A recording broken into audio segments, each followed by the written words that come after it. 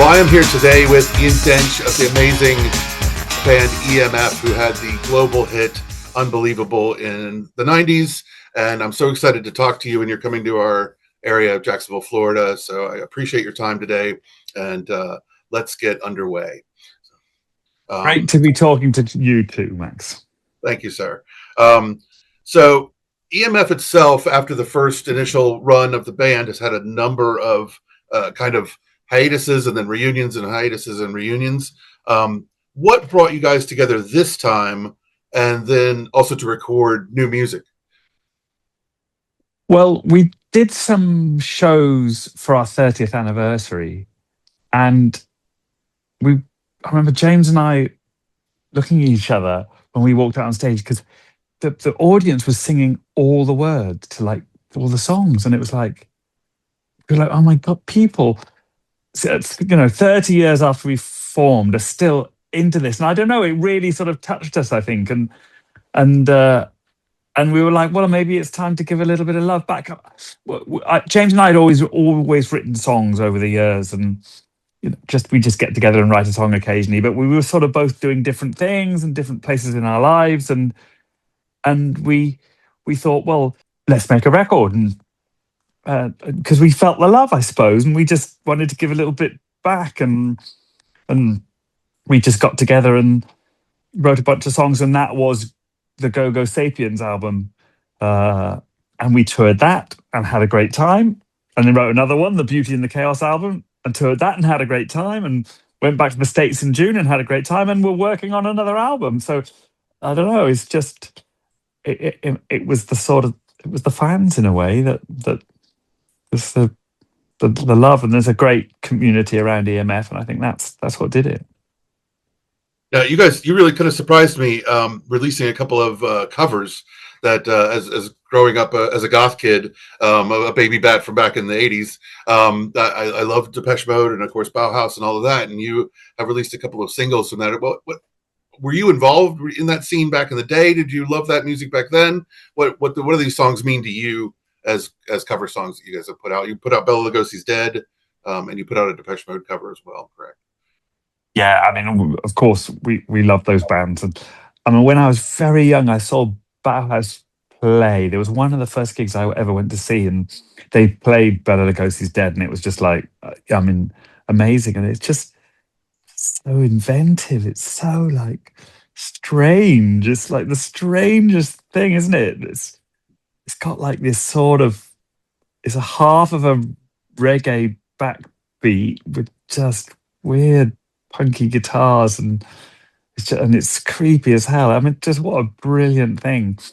And I don't know, we were talking about Halloween in the summer, and James and I were talking about the greatest Halloween tracks of all time, like Monster Mash and The Addams Family, and there's all those classics, and he was like, no, the greatest one is Bela Lugosi's Dead. We got to do a cover of that one, and it just happened. And what other Depeche Mode? Why Depeche Mode? Oh, I know the Depeche Mode cover, because one of the tours we did, when was that? 2023 was it? We decided we were going to do a track for every city we played in the UK that had something to do with the city. So we did It's Not Unusual by Tom Jones when we played in Cardiff, because that's where he comes from, and we did Ever Fallen in Love with Someone by the Buzzcocks in Manchester, Into the Valley in Glasgow, and we played this amazing venue in Nottingham, and decided to do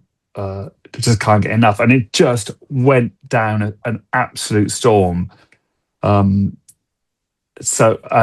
And it sort of just ended up remaining in the set, because people just had such a brilliant time, and so that one stayed in the set. The other cover version we did do was "I'm a Believer," Neil Diamond, the Monkees song, and and we did a version of that in the UK with these comedians, Vic Reeves and Bob Mortimer, who are quite famous over here, and that was a hit record for us in the UK. But it was always the version of it was a bit too poppy, and then I don't know. our agent said to us, "Why don't you play the, I'm a Believer? People love that. It was a hit record." And I was like, "Well, it's just, it's a little bit too light, for our live set." And he's like, "We just do it in an EMF way." And I'm like, "Oh, okay." And so I turned it into the minor key.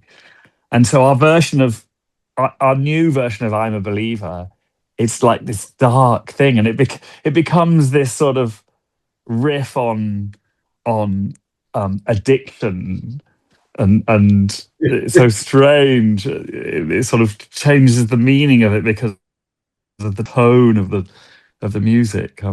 So yes, those are our favorite cover versions. Well, they're very good. I really love them. Now on the new music, which there's a lot of good stuff in there. Talk to me specifically about the LGBTQ plus lover track, because there's not a lot of anthems that sort of disenfranchised, vulnerable scene has, and this seems like a real poignant offering to give them hope and uplifting message. So where did that come from, and what does that mean for you? Well, I think it's funny with that the Reach for Something Higher EP sort of was born out of our American tour. We rocked up in San Jose like the day of the No Kings protests, and just it was such a wonderful thing to see this peaceful demonstration, talking truth to power, and the rainbow flags everywhere, and I've always felt, you know I've always felt that you got to be a good ally. My sister-in-law's gay. I know that she feels a little more vulnerable in these times, and I just thought it's time to stand up and say, let's cut the bullshit. And so it was strange. We just sort of wrote this song on tour in the States in June, and it felt really good. And Eke Schnack, who were one of the bands that were playing on the same bill, came and sang the BVs with us, and it was a real outpouring of love. And we had debuted it in San Francisco and dedicated it to Harvey Milk and my sister-in-law, and it's stuck in the set all the way, and it's been the set ever since. And the moment we got back from the States, we recorded it, and sort of it felt like the right thing to do. Well, I absolutely think it was. It's a great track, and I think it'll touch a lot of people. I hope so. Now, post EMF in the meantime, you've done quite a lot. You had a separate band, Whistler, correct? That's And right. and you've written or co-written with a real interesting lineup of artists from Prodigy, Florence and the Machines, Jordan Sparks, Shakira, and even Beyonce. Yeah. How did that come about, and how do you treat writing songs for other people as opposed to the band? How did that come about, Max? I don't know. That just stuff. Yeah. Well, talking of other bands, when EMF split up, I did Whistler, and I also worked with a singer called Amanda Ghost, and we did an album for her, and she did a couple of albums for Warner Brothers, um, and she and I ended up in an office in New York one time, and Amanda had written "You're Beautiful" with James Blunt, and Oh yeah. I'd written "Unbelievable," and they're like, "Oh, you guys have written some great songs. I want you to write a song for Beyonce." And this guy was a guy called Tata Smith, who's like Jay-Z's right hand man, and he's like, "I want you to meet somebody," and in walks Jay-Z and Beyonce, and we were like, "Whoa!" And they're like, "We've got this great backing track. It's got like this hip hop beat on it and some Spanishy guitars, and it's going to be a duet with Beyonce and Shakira."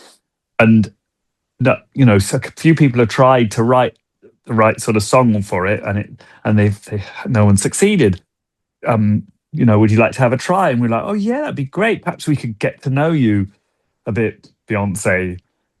And because that's sort of how we wrote songs, we would work on them and spend time on them. And Beyonce said, "Oh, I'm sorry, but I'm just way too busy. We booked the studio for tonight. Come up with something this afternoon and see, let's see what happens." And we're like, "Whoa," and we were like, God, I suppose we better get this to go. Went back to the hotel, and in half an hour, we'd written Beautiful Liar. I went to the studio that night, recorded it. They loved it. Bang! It was a hit within a month or two, and it was it happened so quickly. It was such a sort of strange world, that world of hit records, and Beyonce's got such a sort of feel for things, and she just try stuff and feel when it's right, and we did and we started writing songs. We did that Jordan Sparks song. We wrote some songs for Shakira. We did some songs on I Am Sasha Fierce album for Beyonce, and just ended up in the world of writing songs for artists, trying to write hit songs. And but it's a but it was a funny thing. It's like, I think that initial burst was so exciting, and we'd had so much sort of songwriting in our back pockets from writing songs together for years that Amanda and I did, and from writing songs for EMF, and that we had a very productive time. But then it started to feel too much like, oh, you got to write a hit record. You got to write a hit record, and it's not, a hit record. What's a hit record? I don't know. It's like you just write a great song is another thing. It's something that means something. Is well, you're trying to say something, and I think I just got tired of writing a hit record to be a hit record, I and I don't know why, and I just really miss James from EMF, because we didn't write songs to be hit records. We wrote songs to say something and to feel something, and I don't know, my batteries had run down, and James and I just I just missed EMF, and that was about the time of the 30th anniversary, and we got together again, and it just felt right, and James and I had always had great chemistry, and so we just started writing songs again, and I'm just so happy in doing that. And with Amanda, you also did a something for King Kong the musical on Broadway. Right. Yeah. And what was that? What was your inclusion in that, and how was that experience for you, differing from a music industry kind of record Yeah, label? right. Well, I feel like, old songwriters, we get put out to pasture writing our musical, don't we? Just before we die, we just like, you have to go and write your musical. I think, here I am. I'm on my last legs. You know, touring before I could fall over, and writing a musical. But we wrote a couple of songs for King Kong. Amanda was involved with the sort of funding of it, and she saw it and said, like, we got to write a song, and she said, it's not right. We got to try and write a hit rock song, and we wrote a great song. The Wonder was a fabulous song for that thing, and it was a great experience. And it's a shame, there was just something that didn't work with King Kong. It was like that gorilla was the most amazing animatronic animal you could ever see. It would lean over the audience. It was truly frightening, and there's a couple of great songs, but there's something about the story that wasn't right. The way they'd messed with the story, and storytelling is at the very core of everything. You got to get the story right. Millions of pounds worth of animatronics animal, but can't save a story that just isn't right. And I think it was a great experience. And subsequently, I've been working on a couple of musicals. And the thing I've taken away from King Kong is that I'm going to get the story right first. And in fact, recently, bumped into a comedian in England who's quite well known, a woman called Bridget Christie, and it's funny. I've watched her career over the years because she grew up on the same street as me. Just purely, I grew up in this little town called Gloucester, near the Forest of Dean. We come from the middle of nowhere, and two of us have sort of ended up in the entertainment industry doing quite well. And she came to our last show in London, and I'm like, we got to do something together. We got to write something. And I want to do an EMF jukebox musical. I said, we're going to take the EMF songs, I'm going to write a great story, and we're going to do something together. So I think then maybe there'll be an EMF musical at some point, and we'll, I don't know whether it'll be Mamma Mia, but it's like a real dark thing with a lot of joy in it as well. That's exciting. I haven't seen many musicals myself. My favorite was Evil Dead the musical. I saw that Oh off my, Broadway. oh my God, I got to check that out.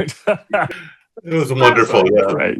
I love that. I think my favorite musical is Sweeney Todd. I mean, Ooh, what that'd be a that good is one to see. so Yeah, dark, about a yeah. demon serial killer. I mean, that's just great. So aside from like all the other stuff you did, co-writing and the music and everything else, you really ventured to the other side of the desk for a little while as well, doing A&R for Epic Records briefly, right? And Yeah. how was that as opposed to how was that working with bands, signing them as opposed to being the band having to get signed? You know what? It was really difficult. And it was a real education because, for years I've been involved with record companies and I've dealt with A&R people. And, you know, uh, as an artist, you know, I guess you have this sort of fragile relationship with your A&R person who sort of controls your money and your commercial input. And as an artist, you're like, oh, they're trying to get me to sell out to whatever. And then I was an A&R person myself, and I did some work with this wonderful artist called Alice Smith on Epic Records, and we made a great record. And it was so strange because, like, as I felt, I think she felt that I was like the one trying to be too commercial or sell her out in some way. Whereas the record company also felt that I was being too artistic. And so the A&R people are caught in this limbo between creativity and commercialism, and you're trying to get this right. And of course, the artist thinks you're too commercial and the label thinks you're too artistic. And it's this lonely place where it was really hard. And there's all the sort of business considerations. Just make it complicated, and because it is a business. But Amanda and I worked at Epic Records at a time when the whole business model for the record industry was changing, and Rob Stringer said to us, "Okay, we're not going to develop acts anymore. We're gonna look at the stats, see, because it was just when the internet was taking off, and we're going to look at new acts and whether they're connecting online, and when something connects, we're going to go and write a check." And it's sort of not what we went there for. We went there to find things and nurture them, and so I guess I missed the creative side of things, and like always being the bridesmaid, never the bride, and so I guess that wasn't for me. I mean, it's funny because Amanda's gone on to be more and more involved in business. I think she loved that thing, but I missed the creativity and just went back to writing songs and EMF and musicals and other things. And And um, you kind of did you do a small record label? It was were you involved in that? The I LGM records? Is that well done. You've done your research. Yes, and then another dear friend of mine who I wrote songs with, funnily enough, and started a musical with, James Dale, and I started LGM Records. Signed a great band called Friedberg, who are doing really well now. Put their first record out. And that was a much smaller thing, and we didn't have, we could find something small that we felt was good. And James Dale, we didn't have big budget, so he's like, "Oh, I'm going to learn digital marketing so that we can, market our records." And he became a master at digital marketing. And now LGM Records morphed into a digital marketing company that now has like 100 employees and the office in Broadway. And they were making, by at the end of a year of digital marketing, he was making more in a week than we were making from a record in a year. And it was like, it's so sad because the music, it is really hard for small labels and new artists to cut through and make money. And um, it's a it's a tough time. Streaming does not make a lot of money, and it's it's hard to keep going. Try being in the magazine business. Oh, yeah. Oh, Max, I feel for you, right? It's it's Luckily, I have a lot of good events. I do goth nights and other sorts of events and stuff that bring people out and bring people in. So, and we do well. EMF does merch. The merch keeps us going, in the live right. shows, and it's just you got to find some way to do it, right? It's not easy, but it's a shame. I think even more in these more AI times, you want I think hopefully the pendulum will swing back, and people will want the real stuff and appreciate the humanity of it. So let's get back. One thing about EMF before we wrap up is in March of this year, you guys received a blue plaque, which is a historical marker. Now, I was this old when I discovered what a blue plaque was. So, are those a common thing in the UK? And kind of tell me about those and how and what that means to you to have received one for EMF. So no, they're not common, and mostly they're given to dead people. Once again, I say, they're just preempting it slightly. Because there's like you walk down the. I'm trying to think. There's one near here of an artist called Pierre Mondrian who's long dead, and there's blue plaques where Simon Bolivar visited a house in the centre of London. They're often much more historical figures, but there are recent ones. There's like Jimi Hendrix's house here has got a blue plaque on it, and so for our town council from Cinderford, where we come from, to want to do that, it was such an honour. It was such a lovely, lovely thing, and because they say that we've been a great model for young people in their town, that we've always represented Cinderford where we come from. James, every time we go out to play live, he says, but we are EMF, the original brave ravers from Cinderford in the Forest of Dean, keeping the faith since the 1990s.